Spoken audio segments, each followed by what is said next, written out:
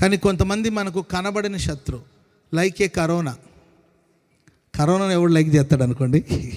ఏంటండి, కరోనా కనిపించేదండి. కనబడని శత్రువుతో మనం యుద్ధాలు చేస్తాం. కనబడని శత్రు కనబడలా, ఏ గిన్నె మీద ఉందో తెలియట్లేదు, ఏ వస్తువు మీద ఉంటుందో తెలియదు, ఎవరి చేతుల మీద ఉంటుందో తెలియదు.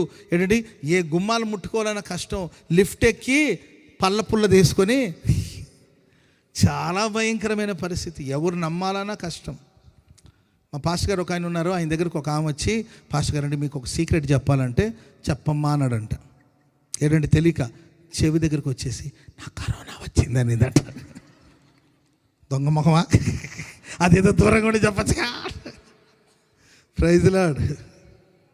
కనబడని శత్రు, కనిపించే శత్రు, వాడు కనబడేవాడైనా కనబడకుండా రహస్యంగా పనిచేస్తున్నా బయటికి ఈడ్చి తరిమి కొడతాడు దేవుడు. చప్పట్లు కొడదాం అందరూ గట్టిగా హల్లెలూయా.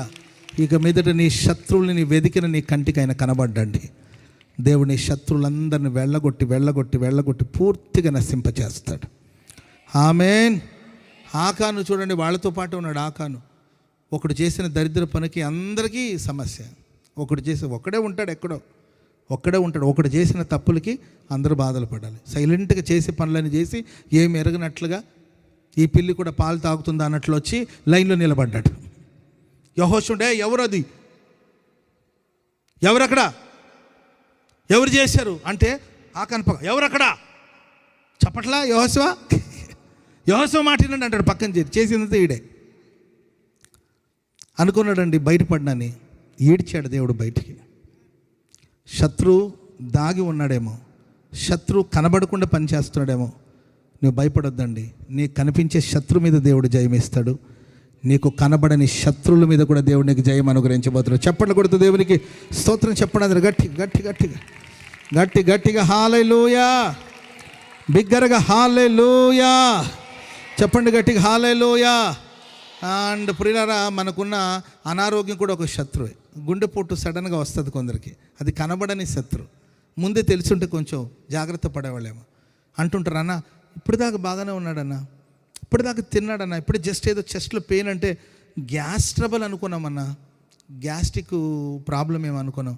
కానీ ఇలా అవుతుందని మేము అనుకున్నాం. కనబడకుండా లోలోపల ఆ రోగం అనే శత్రు నేను తినేస్తుందేమో. నీ అవయవాలన్నీ కూడా దెబ్బతిన్నట్లు, నీ అవయవాలన్నీ గాయపడినట్లు, నీ అవయవాలన్నీ కూడా నశించిపోతున్నట్టు ఒకవేళ నీకు అర్థం కాలేదేమో.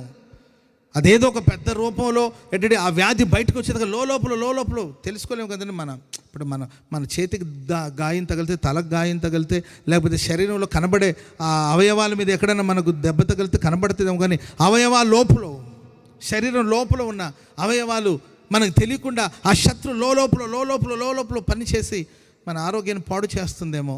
నేను విశ్వసిస్తున్నాను, మీరు నమ్మగలిగితే దేవుని బాహు చాపబోతున్నాడు. మీ శరీరం లోపల, మీ శరీరం అంతరంగంలో, లేకపోతే నీ అంతరంగంలో, నీ శరీరంలో ఎక్కడ దాగి ఉన్న ఆ వ్యాధిని దేవుడు బయటికి లాగి ఈడ్చి దాన్ని తరిమి కొట్టబోతున్నాడు. చెప్పండి కూడా మొదలు గట్టిగా. పరిపూర్ణమైన విడుదల నీకు అనుగ్రహించును గాక, సంపూర్ణమైన స్వస్థత నీకు అనుగ్రహించును గాక, శత్రుక్రియలన్నిటి మీద దేవుడు జయం అనుగ్రహించును గాక. నీకు విరుద్ధముగా రూపించబడిన ఏ ఆయుధాలు వర్ధిల్లదు. అఖండ విజయాన్ని దేవుడు నీకు అనుగ్రహించబోతున్నాడు. ఇదిగో నా దేవుని యొక్క శాశ్వతమైన బాహువు నీ కొరకు చాపబడి ఉన్నది. బాహువు చాపబడి ఉన్నది. శత్రు క్రియను దేవుడు లయపరచబోతున్నాడు.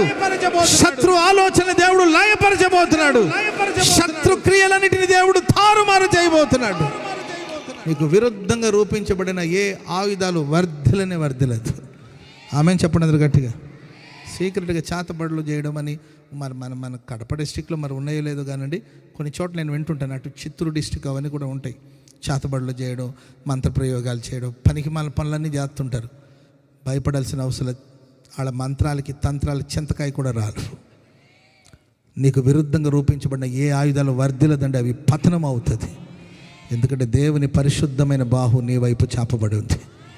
మరి అవన్నీ అబద్ధాలనండి అంటే మేబీ ఉండొచ్చు, దాంట్లో సత్యం ఉండొచ్చు, నేను కాదంట్లో. కానీ నీ ప్రక్కన దేవుని పరిశుద్ధమైన బాహు చాపబడి ఉంది. నీకు విరుద్ధంగా చేస్తున్న ప్రతి కుట్రలన్నిటిని దేవుడు నశింప చేయబోతున్నాడు. హల్లెలూయా. మూడోదిగా ప్రియులారా, ఆయన బాహువుని చాపి ఆయన గొర్రెలను, గొర్రె పిల్లలను తన రొమ్మును ఆనించుకొని మోస్తాడంట, పాలిచ్చు వాటిని మెల్లగా నడిపిస్తాడు.